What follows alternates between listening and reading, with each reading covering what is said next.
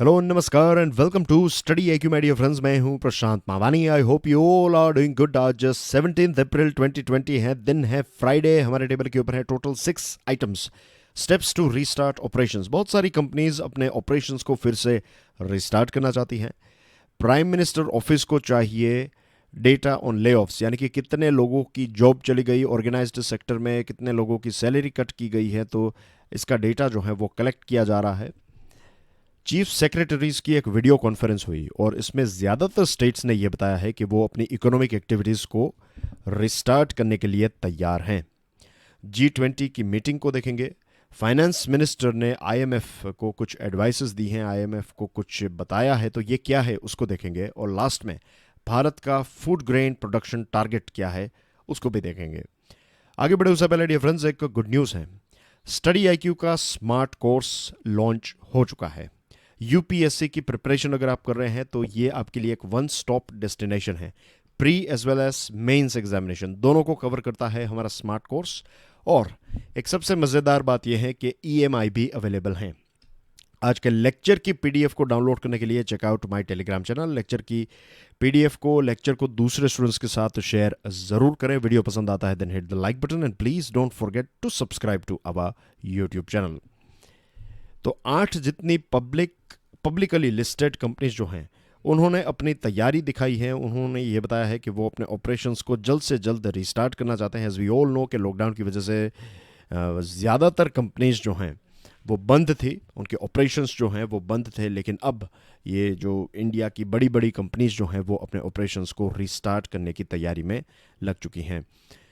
20 अप्रैल से as we all know कि बहुत सारे ऐसे सेक्टर्स हैं, बहुत सारे ऐसे पॉकेट्स हैं हमारे देश के जिनको छूट दी जाएगी, जो अपने ऑपरेशंस जो हैं, अपना बिजनेस जो है उसको रिस्टार्ट कर पाएंगे। लोग घर के बाहर निकल पाएंगे। Of course it will be limited. पहले जैसे नॉर्मली हम निकलते थे इतना नहीं होगा।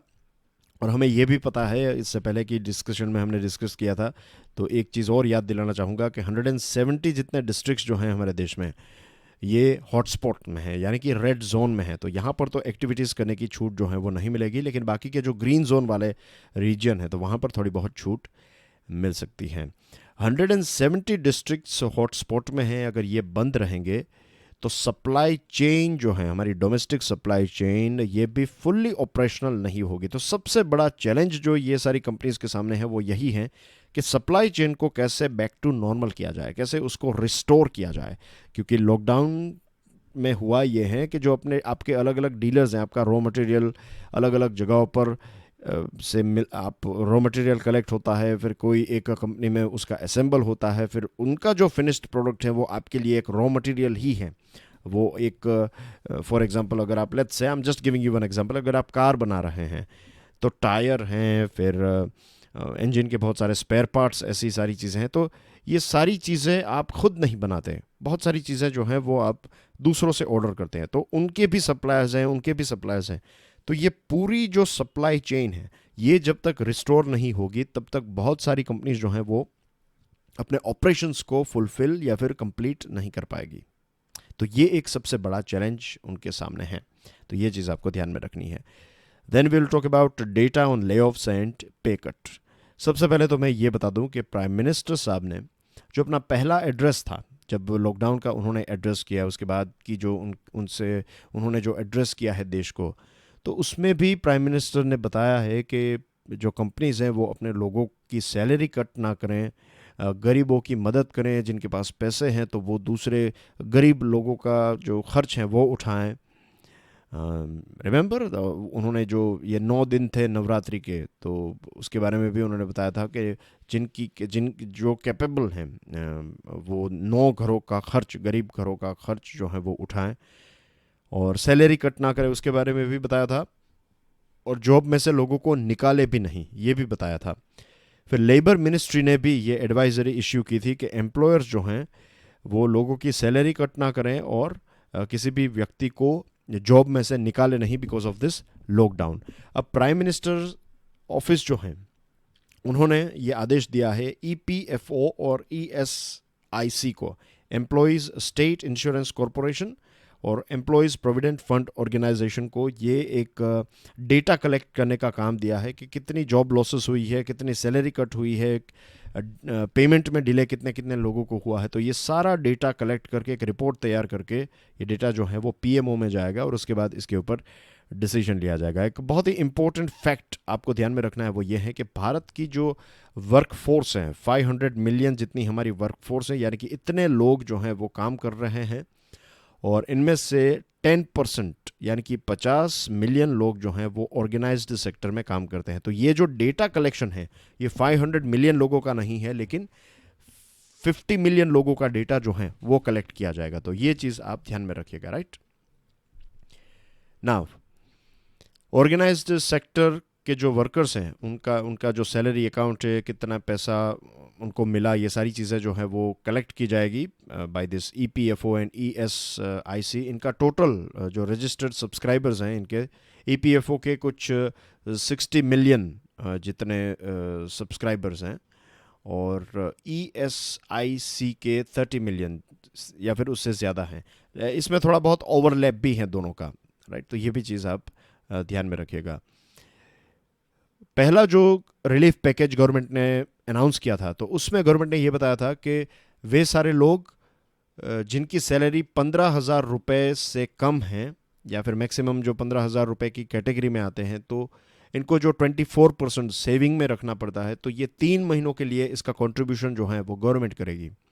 और ये जो 15,000 पर मंथ वाली जो सैलरी है तो वो उन कंपनीज़ की है जो 90% जितने एम्प्लॉयज़ जो हैं उनकी सैलरी 15,000 से कम है, तो उनको ये सपोर्ट दिया जाएगा। तो बहुत सारे ऐसे लोग हैं जो इसके बाहर मीन्स उनको ये सपोर्ट नहीं मिला है, तो इसके बारे में भी गवर्नमेंट जो है वो कुछ ना कुछ रास्ता डेफिनेटली निकालेगी। I believe after this data, ये डेटा जब गवर्नमेंट के पास जाएगा तो इनको सपोर्ट करने के लिए गवर्नमेंट कोई रास्ता निकालेगी। हमारे देश में ऑटोमेटिक अनएम्प्लॉयमेंट बेनिफिट नहीं होता है। ऑटोमेटिक यानी कि अगर आपकी जॉब नहीं है तो ऑटोमेटिकली आपके खाते में पैसे आ जाएंगे या फिर गवर्नमेंट आपको सपोर्ट करने लगेगी। तो ऐसी फैसिलिटी फ़िलहाल हमारे देश में नहीं है। States on restarting economic activities, जैसे मैंने आपको स्टार्टिंग में बताया कि चीफ सेक्रेटरीज़ की एक वीडियो कॉन्फ्रेंस हुई थी वेंसडे को, और इस कॉन्फ्रेंस में ज़्यादातर स्टेट्स ने अपनी तैयारी दिखाई है। They are more than happy as well as they are ready as well कि जल्द से जल्द वो एक इकोनॉमिक एक्टिविटीज़ को स्पीडीली रिस्टोर करना चाहते हैं, फिर से इसको रिस्टार्ट करना चाहते हैं। और 20 अप्रैल के बाद बहुत सारे ऐसे एरियाज़ हैं अलग अलग स्टेट्स के जिसमें एक्टिविटीज़ जो है business activities, economical activities back to normal धीरे धीरे हो जाएगी। गवर्नमेंट ने ये बताया है कि आप बाहर से लेबर को नहीं मंगवा सकते दूसरे स्टेट से। आपके स्टेट फॉर एग्जांपल आपके स्टेट में कुछ लेबर्स थे वो वापस चले गए हैं, तो उनको वापस बुलाने की परमिशन नहीं मिलेगी। जो भी लेबर्स आपके पास अवेलेबल हैं तो उनका ही आप अलग अलग इंडस्ट्रीज़ में या फिर एग्रीकल्चरल एक्टिविटीज़ में उनका ही उपयोग करें। इंटर स्टेट मूवमेंट जो है इसके ऊपर रिस्ट्रिक्शन है, दिस इज़ नॉट अलाउड। फिर अर्बन एरियाज़ जो हैं खास करके डेंस अर्बन एरियाज़, तो वहाँ पर भी छूट नहीं मिलेगी इकोनॉमिक एक्टिविटीज़ की। वहाँ पर लॉकडाउन जो है वो जैसा है वैसा ही रहेगा या फिर उससे भी ज़्यादा स्ट्रिक्ट होता जा रहा है अलग अलग एरियाज़ में। फॉर एग्जांपल इंदौर की बात करें तो इंदौर की सिचुएशन काफ़ी नाजुक है, तो वहाँ पर स्ट्रिक्ट इम्प्लीमेंटेशन जो है वो किया गया है। तो ये थी एक छोटी सी अपडेट इसके साथ जुड़ी हुई। फिर बात करते हैं G20 के बारे में। G20 ने काफ़ी इंपॉर्टेंट डिसीजंस लिए हैं। सबसे पहले तो ये कि जो दुनिया के सबसे गरीब देश हैं जिनको लोन्स या फिर जो पैसे उनको वापस पे करने हैं लोन्स के ऊपर, तो इसका जो डेब्ट सर्विस पेमेंट है तो वो सस्पेंड कर दिया है टिल 2020।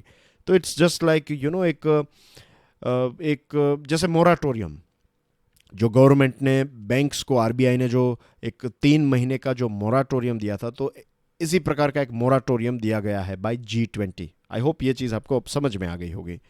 तो इसका इम्पैक्ट क्या होगा? इसका इम्पैक्ट ये होगा कि लगभग $20 बिलियन जितने पैसे जो हैं वो बचेंगे, अपने हाथ में रहेंगे, और ये 20 बिलियन जो हैं वो ऑफ कोर्स इसका इस्तेमाल किया जाएगा हेल्थ केयर फैसिलिटीज़ को इम्प्रूव करने के लिए।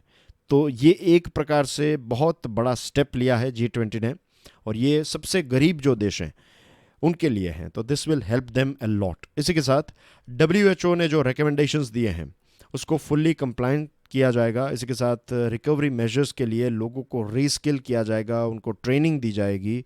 तो ये सारी चीज़ों करने के लिए भी ये जो G20 हैं वो सपोर्ट के लिए तैयार हैं। और फाइनेंस मिनिस्टर हमारे निर्मला सीतारमण जी ने इसको एड्रेस करते हुए ये बताया है कि कैसे भारत ने रिलीफ पैकेजेस रिलीज़ किए हैं, हमारी जो सेंट्रल बैंक है उसने कैसे लिक्विडिटी मेजर्स को रिलीज़ किया है। इसके साथ फाइनेंस मिनिस्टर ने ये भी बताया है कि जो प्राइवेट क्रेडिटर्स हैं, जो मल्टीलैटरल डेवलपमेंट बैंक्स हैं, उनको भी ऑन बोर्ड आना चाहिए, उनको भी ये G20 की जो पार्टिसिपेशन है, जो मीटिंग है, उसमें पार्टिसिपेट एक पार्ट लेना चाहिए और कैसे वो मदद कर सकते हैं, क्योंकि ये एक टफ टाइम है, ये एक चैलेंजिंग टाइम है। कोविड-19 की वजह से दुनिया के सभी देश जो हैं वो डायरेक्टली इनडायरेक्टली इम्पैक्ट हुए हैं, तो हम सबको मिलकर ही इसका रास्ता जो है वो निकालना पड़ेगा। Finance ministers backed adoption and swift implementation of a strong financial response amounting to $200 billion to help countries in need and to uphold global financial stability and debt vulnerabilities in low income countries due to pandemic. Finance minister G20 के finance minister ने ये तय किया है कि $200 billion का support जो है वो सबसे गरीब देश जो हैं, खास करके लो इनकम कंट्रीज जो हैं, उनको एक प्रकार का सपोर्ट दिया जाएगा ताकि पूरी जो ग्लोबल फाइनेंशियल स्टेबिलिटी है उसको भी हम मेंटेन कर सकें, और ये जो डेप्ट वल्नरेबिलिटीज़ है खास करके गरीब देशों की, तो वो हम ये जो एक प्रकार का ये डिसीजन जो लिया है सस्पेंड डेप्ट सर्विस, तो ये उसी का एक पार्ट है। फिर इकोनॉमिक मेजर्स की बात करें तो ये तय किया है G20 के लीडर्स ने, फाइनेंस मिनिस्टर्स ने, कि टारगेटेड लिक्विडिटी और फंडिंग की जाएगी बिजनेसेस और स्मॉल एंड मीडियम एंटरप्राइजेस को। सेंट्रल बैंक्स जो हैं वो भी एक प्रकार से आप कह सकते हैं पैकेज तो नहीं, लेकिन एक स्टिमुलस या फिर लिक्विडिटी या फिर मनी को इंजेक्ट करने के लिए ये जो G20 की जो बैंक्स हैं उन्होंने भी एक तैयारी दिखाई है। तो this are the things right that G20 has discussed. फिर फाइनेंस मिनिस्टर ने IMF को अपना कुछ सुझाव दिया है। IMF यानी कि इंटरनेशनल मॉनेटरी फंड, ये जो एक मीटिंग हुई, एक डिस्कशन हुई, तो इस डिस्कशन का टाइटल था एक्सेप्शनल टाइम्स एक्सेप्शनल एक्शन। हमारे फाइनेंस मिनिस्टर निर्मला सीतारमण जी ने IMF को ये बताया है कि जैसे IMF पहले भी ऐसा एक इम्पोर्टेंट रोल प्ले करता आया है, ग्लोबल फाइनेंशियल सिस्टम जो हैं उसको मेंटेन करने के लिए, उसको स्टेबल रखने के लिए IMF ने पहले भी काम किया है, तो वैसा ही काम वो कंटिन्यू करें। ये जो मीटिंग है, इस मीटिंग को कहते हैं IMFC यानी कि international monetary and financial committee. ये एक मिनिस्टेरियल लेवल की कमेटी है, IMF की ही ये कमेटी है, और साल में ये 2 बार मिलती हैं, अक्टूबर और अप्रैल में। इस बार की जो मीटिंग है ये ऑफ कोर्स कोविड-19 को लेकर थी, मेन थीम जो थी वो कोविड-19 थी। इसी के साथ हमारे फाइनेंस मिनिस्टर ने कोविड-19 emergency fund for SAARC region जो $10 बिलियन भारत ने, बेग पार्डन, $10 मिलियन भारत ने ये सार्क रीजन के लिए ये फंड की शुरुआत की। उसके बाद कुछ $8 मिलियन जो हैं वो बाकी के देशों ने कंट्रीब्यूट किए। तो इसके बारे में उन्होंने डिस्कशन की और बताया कि कैसे भारत ने टफ़ टाइम में अपने जो पड़ोसी देश हैं उनकी मदद की। इसी के साथ उन्होंने ये भी बताया कि जैसे भारत ने बहुत सारे देशों पर दवाइयाँ भी पहुँचाई है, तो भारत अपना जो काम है, जो अपना रोल है एज ए रिस्पॉन्सिबल लीडर, वो प्ले कर रहा है। और लास्ट आज की जो खबर है वो है फूड ग्रेन के साथ जुड़ी हुई। भारत ने 2020-21 का जो क्रॉप ईयर है उसका फूड ग्रेन का जो टारगेट है वो रखा है 298.3 मिलियन टन्स। ये लास्ट ईयर का जो टारगेट है उससे 2% ज़्यादा है, और ये अचीवेबल है क्योंकि अभी 1-2 दिन पहले हम बात कर रहे थे कि IMD ने, आई थिंक कल ही हम बात कर रहे थे कि IMD ने अपने लेटेस्ट रिलीज़ में ये बताया है कि इस साल की जो बारिश की सीज़न है, जो मानसून है, वो नॉर्मल रहेगी। एज यू नो कि हमारे देश में आज भी 50% जितनी ज़मीन जो है उसमें सिंचाई की फैसिलिटीज़ नहीं है, उनको डायरेक्ट बारिश से ही पानी मिलता है। तो अच्छी बारिश यानी कि अच्छी फसल, और अच्छी फसल यानी कि जो प्रोडक्टिविटी है या फिर जो प्रोडक्शन है उसका टारगेट हम इजीली अचीव कर पाएंगे। तो राइस का जो 2019-20 का जो एस्टिमेटेड आउटपुट है ये है 117.47, और नेक्स्ट ईयर का रखा है 117.5। वीट का 106.21 और यहाँ पर है 106.5। पल्स में हमने पल्सेस जो हैं, दालें जो हैं, तो उसमें टारगेट थोड़ा इंक्रीज़ किया है, 23.02 है इस साल का, और नेक्स्ट ईयर का रखा है 25.6। और टोटल फूड ग्रेन्स में देखें तो 291.95 था, तो इससे 2% ज़्यादा है ये इस साल का टारगेट। कॉटन की बात करें तो कॉटन 36 मिलियन बेल्स हम पैदा करेंगे compare to 34.89 million bales this year. एक बेल जो है ये 170 किलो की होती है। शुगर केन, इसमें भी एक ज़्यादा उछाल है, 290 million tons compare to two three be pardon 390 million tons compare to 353.8 million. और कोर्स सीरियल्स जैसे कि बाजरा, ज्वार एक्सेट्रा, तो इसमें भी एक बहुत बड़ा जंप है, 45.24 था, लेकिन इस नेक्स्ट ईयर का टारगेट रखा है 48.7। And that's everything in today's discussion. आपके लिए दो प्रश्न हैं, एक एमसीक्यू टाइप का क्वेश्चन है, उसके ऑप्शंस मैंने नहीं दिए वरना आप इजीली आंसर दे देते।